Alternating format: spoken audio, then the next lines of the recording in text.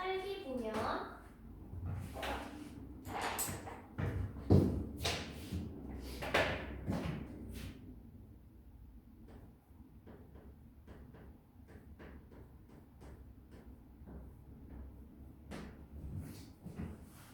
오십리길 진차에 실려왔어요.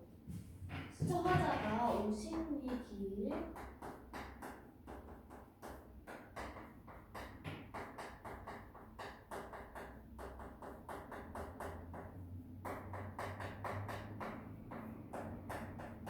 실려왔다고 말하고 있는데 보면 일단 50리 길이라는 것 자체가 엄청 먼 곳에서 나는 지금 실려왔다. 근데 여기서 특이한 점은 말하는 부분이 왔어요 이렇게 말하면서 사투리를 사용하고 있는 거.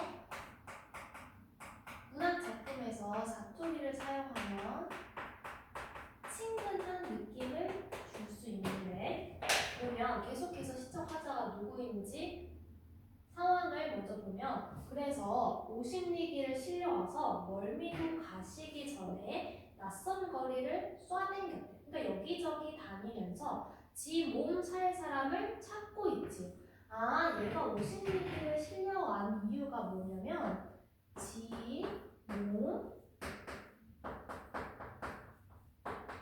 살 사람을 찾기 위해서. 그럼 여기서 자기 몸을 살 사람, 즉 자기는 상품이 된다는 건데 그러면 제목처럼 아 시적 화자가 딸기구나 이렇게 생각해 볼 수 있고 그래서 여기 지는 즉 딸기야. 근데 이 딸기 몸을 살 사람은 딸기를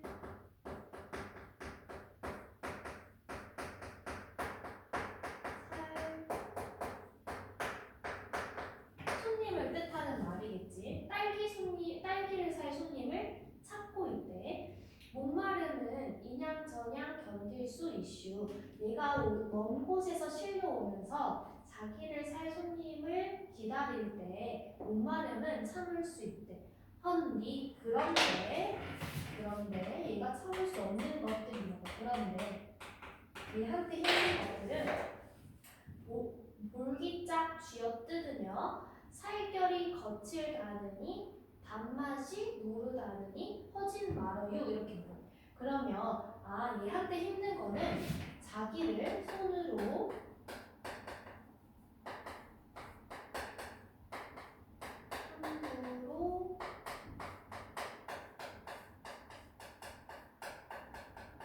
자기를 함부로 만지면서 뭐 살결이 거치다, 뭐 물렀다, 맛이 어떻다 이렇게 불평불만하는 거는 견딜 수가 없고, 즉 손으로 함부로 만지면서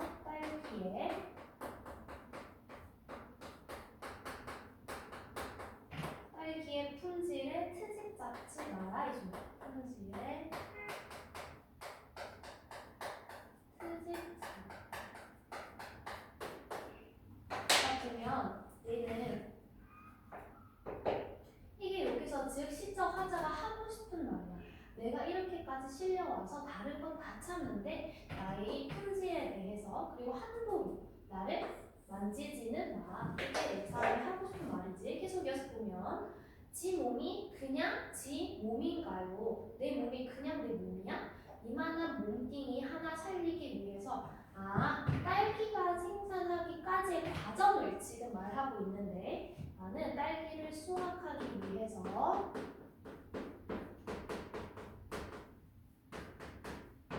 어떤 사람의 도움이 있었냐면 하느님 손, 즉 자연의 도움도 있었는데 그래야 딸기가 싱싱하게 자라겠지. 자연의 도움도 있어야 하고 농부 손도 고루탔대. 농부 노력도 있었대. 그러니까에 지폐 한 장으로다 우리 식구 사돈의 8촌까지 두루 사가는 선상님들 몸값이나 후하게 쳐주서야겠슈. 자 여기 보면 그러니까 나는 내 수학 과정에는 나 혼자만이 아니라 자연의 도움도 있었고 농부의 노력도 있으니까 나를 함부로 나의 품질에 트집 잡지 말고 결국엔 어떻게 해줘? 딸기의 가치에 맞는 대우를 해달라 이거.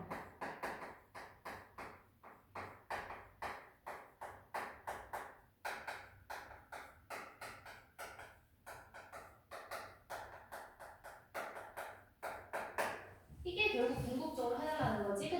딸기 가치에 맞게 대우를 하려면 당연히 손으로 함부로 만지면도 안 되고 딸기 품질에 대해서 불평불만도 하면 안 되는 거지. 그러니까 여기까지 분석하고 중요한 걸 보면 일단 시적 화자가 겉으로 드러나고 있는데 이 시적 화자가 누구야라고 한다면 상황을 파악해 보니 딸기가 시적 화자구나라는 걸 알 수 있어. 그리고 이 딸기라는 말하는 이가 보면 유라는 사투리 쓰는 점.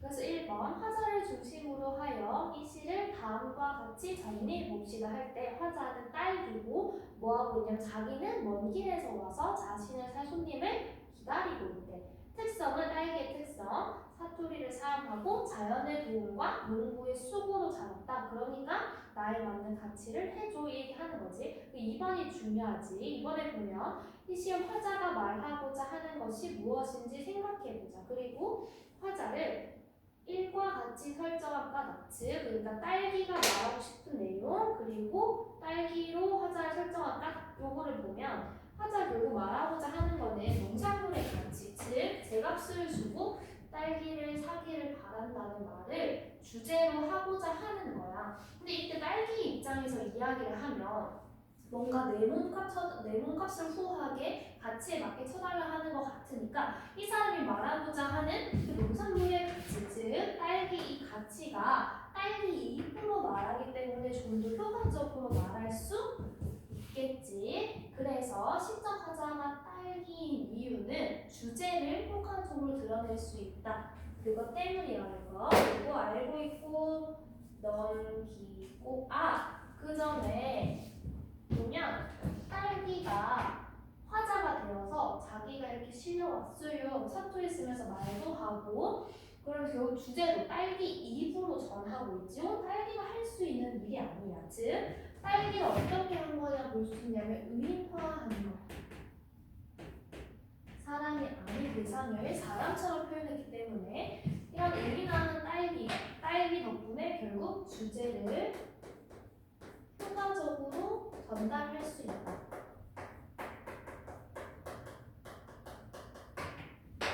그 다음에 넘기고 1-2 말고 넘겨가지고 더 읽어보기. 나룻배와 행인.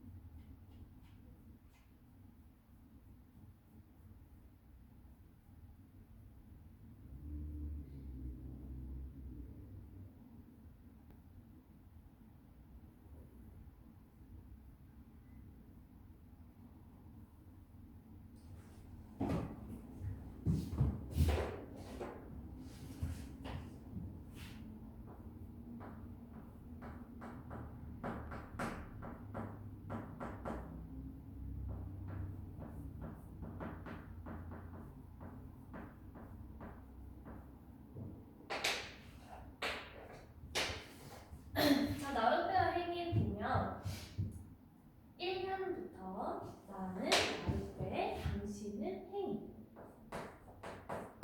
자, 1년 내서 지금 나와 당신의 관계를 정립하고 있는데 어떻게 정리하느냐? 나는 뭐래? 나룻배. 당신은 행인. 여기 쓰여진 표현장 특징을 보면 나는 나루페, A는 B, 당신은 행인, A는 B 해서 A는 B의 구조가 드러나는 운용법이 활용되었다고 볼 수 있는데 운용법이라는 것은 비유법의 일종이기 때문에 내가 나타내고자 하는 원관념이 얘네의 원관념 그리고 나루페와 행인이 보조관념이니까 이때와 표현한 대상이 보조관념 얘네 사이는 뭐가 있어야 되냐면 유사성이라는 게 있어요. 그 유사성이 뭔지 파악하기 위해서는 나루페와 행인 사이의 관계를 보는 게 맞겠지. 보면 조금 더 구체적으로 한번 읽어볼게요. 당신은 흑발로 나를 짓밟습니다. 나는 당신을 안고 물을 건너갑니다. 나는 당신을 안으면 깊으나 옅으나 급한 여울이나 건너갑니다. 자, 여기 봤을 때 보면 나루페와 행인 사이라고 했을 때 즉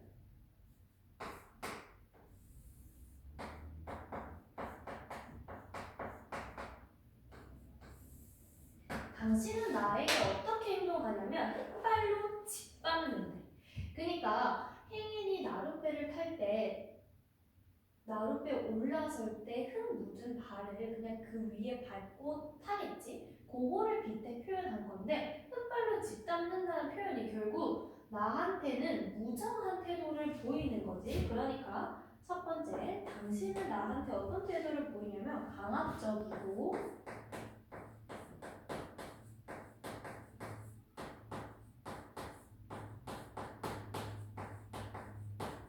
억압적인 태도를 보이고 있지. 그 다음에 그에 비해서 그러나 나는 어떻게? 나는 당신을 안고 물을 건너갑니다. 즉 여기서 보면 어떤 대상을 당신을 태워서 내가 거기로 가주는 거야. 근데 그러려면 그 차가운 물을 지나야 돼.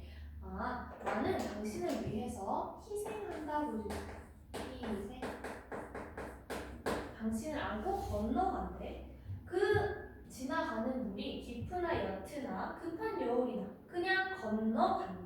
여기서 보면 마지막에 서술상 특징들이 다 어떻게 돼 있냐면 뭐뭐뭐이다 이렇게 돼 있지. 이런 거를 우리는 한용신에 쓰는 경어체라고 하는데 경어체의 높임말이라는 뜻이 결국 경어체를 활용해서 나타내고자 하는 건 내가 당신에 대한 태도인 거. 어떤 태도? 존중이지. 존중. 당신에 대한 존중의 태도를 경어체를 통해서 드러내고 있다 하는 거지. 넘기고 그 다음에 만일 당신이 아니 오시면 나는 바람을 쐬고 눈비를 맞으며 밤에서 낮까지 당신을 기다립니다. 기다리고 있습니다. 그러면 바람이 오나 뭐 눈비가 오나 당신이 안 오면 계속 기다린다. 즉 당신 인고의 자세로 당신에 대한 기다림이 드러나지. 나 그 당신을 계속 기다려. 당신은 물만 건너면 나를 돌아보지도 않고 가십니다.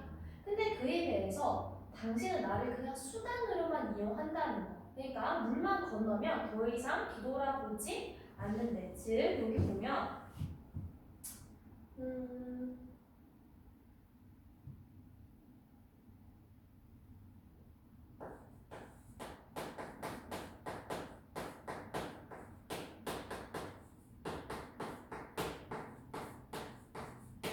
수단으로만 이용하는 당신의 태도가 보이지. 그 다음에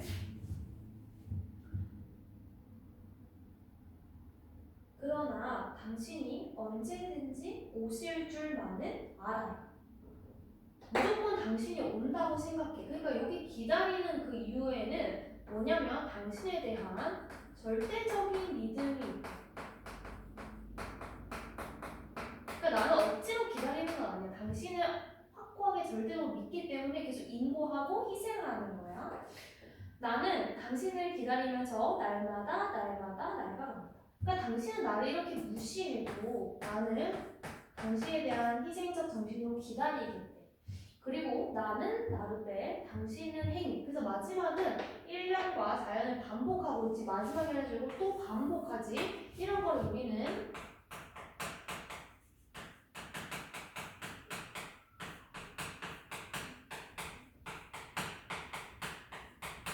수미상관 구조라고 해요. 그러면 수미상관 구조를 활용해서 결국 화자는 반복하는 거니까 일단 당연히 운율도 형성되고 그리고 반복되기 때문에 강조할 수 있어. 근데 뭐를 강조해? 나는 나를 빼, 당신은 행위. 즉 나와 당신의 관계를 강조하고 그리고 반복했기 때문에 운율도 형성하고 머리와 꼬리 즉 1년과 마지막 4연이 똑같은 형식으로 반복되기 때문에 안정감도 좀 느껴서 안정감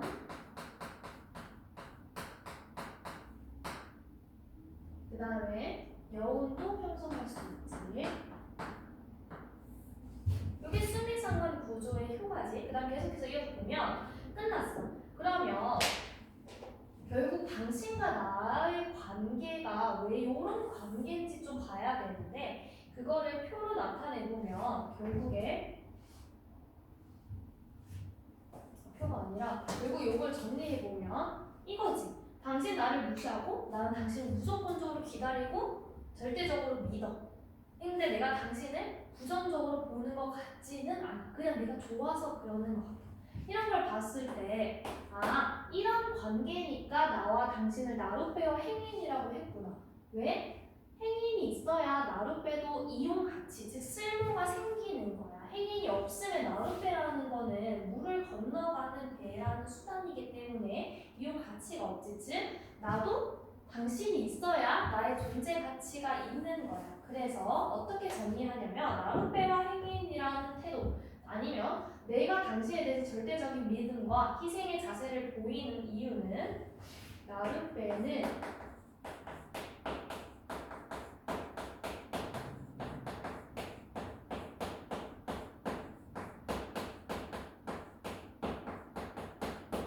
행인이 없으면 쓸모없기 때문이다. 즉 존재 가치가 없어. 그래서 나는 당신이 나를 무시해도 계속해서 희생하고 기다리고 있는 거지. 즉 표현하고자 하는 바는 뭐냐면 나와 당신의 관계를 이런 나룻배와 행인의 관계, 즉 내가 당신이 있어야 내 존재 가치가 있다라는 관계로 정의하면서 나는 당신은 나의 존재 가치라는 걸 말하고 싶은 거야.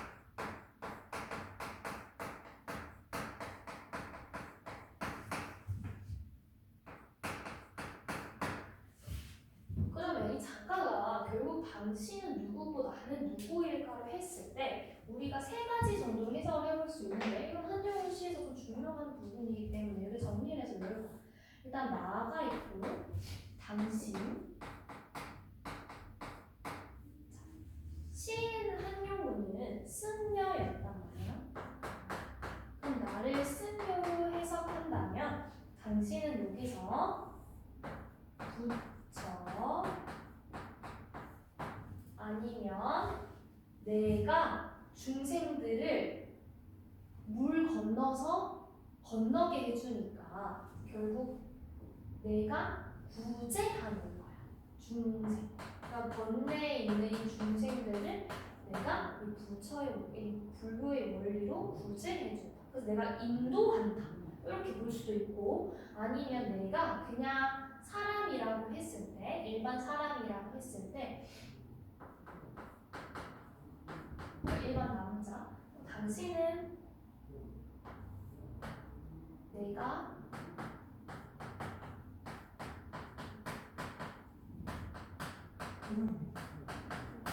사랑하는 사람 이렇게 해석할 수 있겠지. 그리고 내가 독립운동가라는 거를 생각했을 때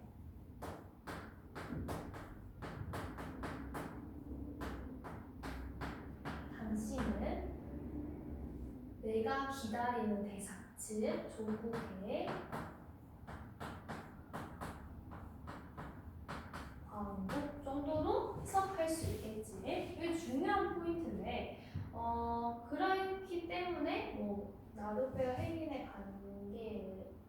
볼 수 있다는 거지. 정리하면 화자는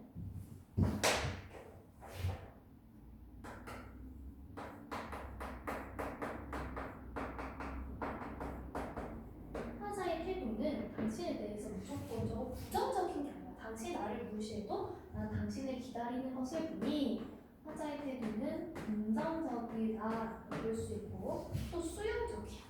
당신이 나한테 하는 행동들을 다 받아들여. 긍정적이고 수용적. 그럼 존재는 뭐냐면 정서는 뭐냐면 나는 당신을 뭐해? 사랑해.